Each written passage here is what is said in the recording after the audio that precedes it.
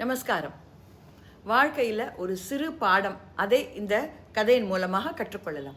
ஒரு பெரிய பண்டிதர், ஒரு சொற்பொழிவாளர் ஒரு கிராமத்தில் இருந்தார்.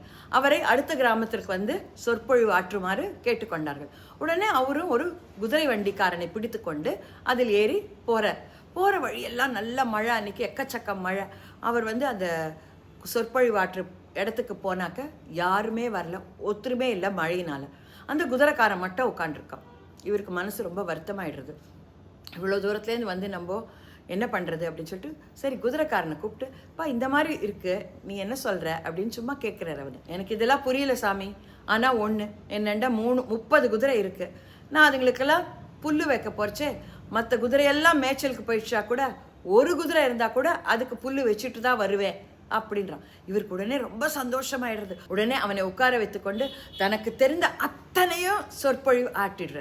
அவருக்கு ரொம்ப சந்தோஷம். அது முடிஞ்ச உடனே அவனை கூப்பிட்டு கேட்குறார், ஏன்பா எப்படிப்பா இருந்தது அப்படின்னு கேட்குறேன். எனக்கு ஒன்றும் புரியல சாமி, ஆனால் ஒன்று மட்டும் தெரிஞ்சுது, நான் குதிரைக்கு புல்லு வைக்க போறச்சே மற்ற குதிரையெல்லாம் இல்லாத போது அந்த ஒரு குதிரைக்கு மட்டும் எல்லாத்தையும் கொட்டிட்டு வந்துட மாட்டேன் சாமி அப்படின்றான். அவருக்கு உடனே சட்டென்று தான் என்ன தவறு செய்தோம் என்று புரிந்துவிட்டது. இந்த காலத்து சொற்பொழிவாளர்கள், உபன்யாசகர்கள், திரு வேலுக்குடி சுவாமி அவர்கள், அனந்த பத்மநாபன் சுவாமிகள், துஷ்யந்த் ஸ்ரீதர் சுவாமிகள், டாக்டர் வி வெங்கடேஷ் சுவாமிகள், அவர்கள் எல்லோருமே நம்மளுடைய மக்களுடைய எண்ணங்களை புரிந்து கொண்டு ரொம்ப அழகாக ஜனரஞ்சகமாக இந்த காலத்திற்கு ஏத்தாப்புல அவர்கள் பண்ணுற உபன்யாசங்கள் காதுக்கு மிகவும் ரொம்பவும் இனிமையாக இருக்கிறது.